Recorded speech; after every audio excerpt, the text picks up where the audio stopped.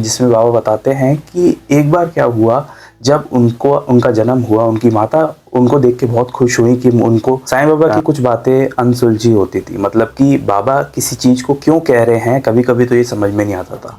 दासगणु महाराज जी बताते हैं कि बाबा द्वारका माई में कई बार बैठे-बैठे कुछ ऐसी बातें बोलते थे जिनका कोई मीनिंग समझ में नहीं आता था, लेकिन दासगणु जी कहते हैं कि वो ज़रूर कोई गहरी वजह से बोलते थे। ऐसे ही हम इन 2 बातों के बारे में बताएंगे जिनमें बाबा ने कुछ कहानी बताई, लेकिन उसका मीनिंग क्या था ये किसी को भी समझ में नहीं आया। एक बार बाबा बैठे थे द्वारका माई में और बाबा बोलते हैं कि मैं एक जगह से जा रहा था और उस जगह पर 2 जो लोग हैं वो आपस में झगड़ा कर रहे थे।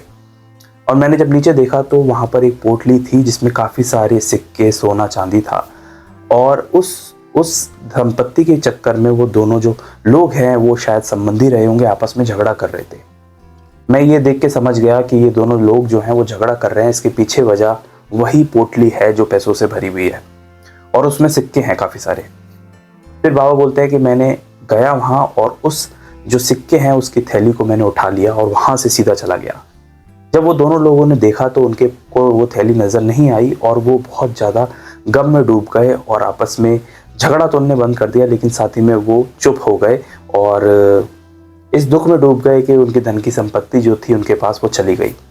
और फिर बाबा वहाँ से वो जो पोटली लेके जा रहे होते हैं पैसों से भरी हुई, तो वो रास्ते में जाते जाते मन में सोचते जाते हैं कि मैं कौन हूँ, ये धन क्यों इस संसार में है और फिर ये पोटली किसकी है, जो कि बातें आसपास जो भक्त बैठे थे उनको बिल्कुल भी समझ में नहीं आई। वहीं एक और अवसर पर दूसरी घटना में बाबा बाकी भक्तों को एक कहानी सुनाते हैं जिसमें बाबा बताते हैं कि एक बार क्या हुआ, जब उनका जन्म हुआ, उनकी माता उनको देख के बहुत खुश हुई कि उनको बेटे की प्राप्ति हुई है। और ये बात साईं बाबा बता रहे हैं कि मेरी माता बहुत खुश हुई कि उन्हें सन की प्राप्ति हुई है, बेटे की प्राप्ति हुई है। तो उसके बाद और दूसरी तरफ मैं था जो ये सोच रहा था कि मेरा अस्तित्व तो हमेशा से यहाँ पर है, तो फिर मेरी माता क्यों खुश हो रही हैं कि उनको एक बेटे की प्राप्ति हुई है, मेरा अस्तित्व तो कब से है यहाँ पर। अच्छा, सोचने वाली बात यह है कि बाबा की माता पिताजी का बारे में किसी को नहीं पता, क्योंकि बाबा सालों से यहीं पर है जैसा कि वो कहते थे। लेकिन बाबा ने ये कहानी क्यों सुनाई और ऐसा क्यों कहा कि मेरी माँ बहुत खुश हो रही थी कि उनको बेटी की प्राप्ति हुई, लेकिन मैं मन ही मन, और जबकि कोई बच्चा होता है तो बहुत छोटा होता है। और फिर बाबा बोलते हैं कि मैं मन ही मन ये सोच रहा था कि ये खुश क्यों हो रही है, मैं तो यहाँ पर कब से हूँ, मैं हमेशा से यहीं पर हूँ। अच्छा, ये दोनों ही घटनाएं सुनने में बहुत ही ज़्यादा अजीब लगे और आपको समझ में नहीं आए कि बाबा ने ऐसा क्यों कहा था। लेकिन आज हम इन्हीं दोनों चीज़ों को डिकोड करेंगे। पहली घटना में जिसमें 2 लोग लड़ रहे थे और पोटली रखी हुई थी, मेरे अकॉर्डिंग बाबा का ऐसा मानना था कि ये जो संसार है, और अभी तो संसार का कलयुग शुरू हुआ है, इसके आगे जाते जाते जितनी भी लड़ाई इस पृथ्वी पर होंगी वो सब धन संपत्ति को लेकर होंगी। और बाबा का यही इंडिकेशन था कि वो 2 लोग जो लड़ रहे हैं, जो संबंधी थे, एक दूसरे के खून का रिश्ता था, उनकी लड़ाई सिर्फ एक पोटली भर के सिक्कों पर हो रही है।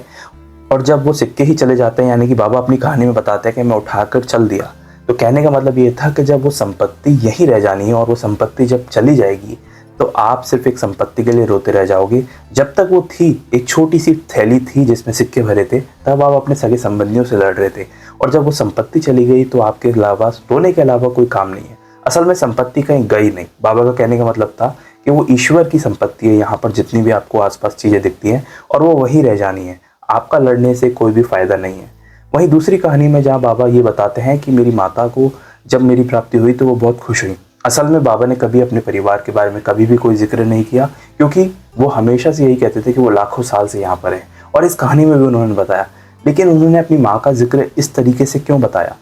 देखिए, बाबा ने इसलिए बताया कि बाबा ने ये कहना चाहते थे कि इस संसार में जो भी व्यक्ति पैदा हुआ है या जो भी बच्चा आया है, उस पर हक जो है वो सिर्फ ईश्वर का है, ना कि किसी और का।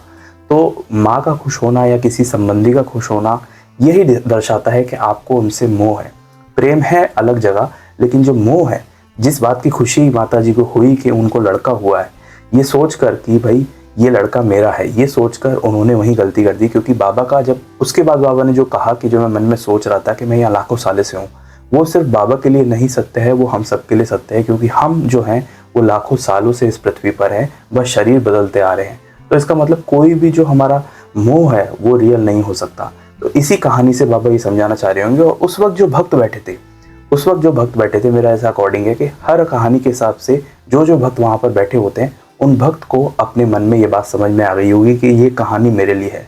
बस उस बातों को हम जान नहीं पाए कि ये किस भक्त के लिए कहानी थी। लेकिन हाँ, दासगणु महाराज जी ने ये बातें बताई हैं और ऐसे कई सारे भक्त बताते थे कि जो बाबा हैं वो द्वारका माई में बैठे बैठे कुछ ना कुछ बातें ऐसी बताते थे। लेकिन मैं एट द एंड यही कहूँगा कि जो भी भक्त वहाँ बैठा होता था वो उसके लिए बहुत ज़्यादा मीनिंगफुल बातें होती थी।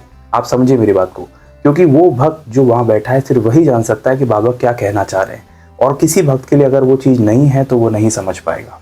उम्मीद है आपको ये मेरा इंटरप्रिटेशन जानकर अच्छा लगा होगा, और इसी तरह मैं साईं बाबा से जुड़ी हुई असली कहानी पढ़ता रहता हूँ, समझता रहता हूँ और आप तक पहुँचाता रहता हूँ। अगर आप बाबा से जुड़ी हुई कहानियाँ जानना चाहते हैं तो इस चैनल को सब्सक्राइब कर सकते हैं और भक्तों के साथ इस वीडियो को शेयर भी कर सकते हैं। मिलेंगे एक नेक्स्ट वीडियो में एक नई कहानी के साथ, तब तक के लिए ओम साई राम।